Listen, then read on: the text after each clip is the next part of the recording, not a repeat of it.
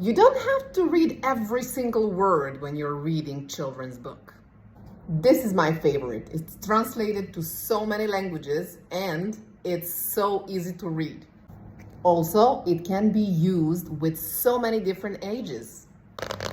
Very often I use Very Hungry Caterpillar or Veoma Gladna Gusenica or Bruco Molto Affamato when I teach children English or any other language. How do you read a book to a child who is just starting to learn a language? Well, you don't. You don't have to read it. You don't have to read every single word that is written over here. Because the child who has English as a second language or Italian as a second language or is learning any other second language and you're reading in that target language will not understand the word you're saying when you're starting to read.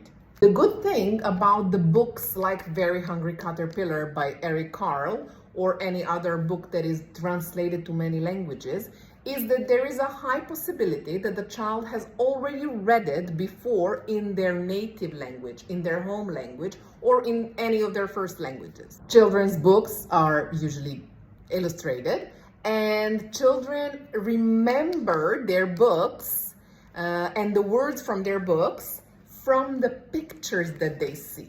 They remember the moon, they remember the egg, they remember the sun, etc., etc. That's your time to shine.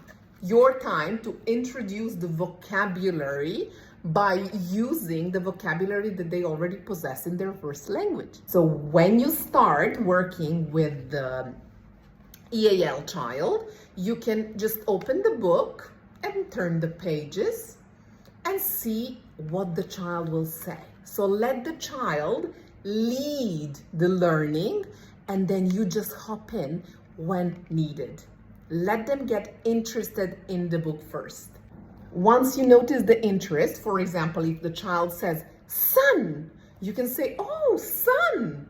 That's sole, sole, beautiful, bravo. This picture can help a child learn about the adjectives or the opposites, big, grande, veliki, or big, small, the opposites.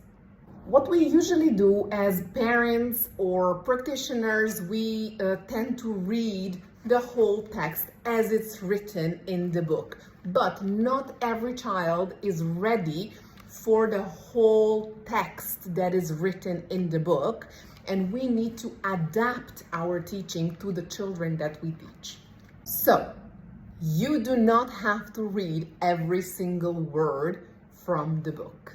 Feel free to also retell the story with your own words so you can simplify the language and make it more understandable to the children who are listening. Let me show you how.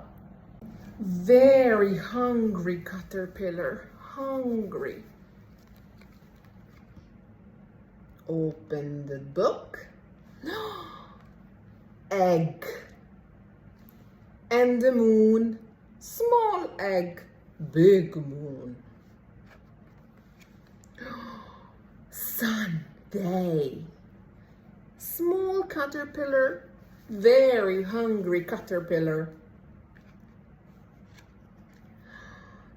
Going to look for food, looking for food. On Monday, it ate apple. One apple. One apple. Still hungry. Caterpillar is still hungry. On Tuesday, day number 2, 2 pears. 2 pears. When you point out that the caterpillar was still hungry, you can also say more food, more food. It ate through 4 strawberries, but still hungry, more food, and then you can turn the page and then you can see that there is a bigger number of the fruits.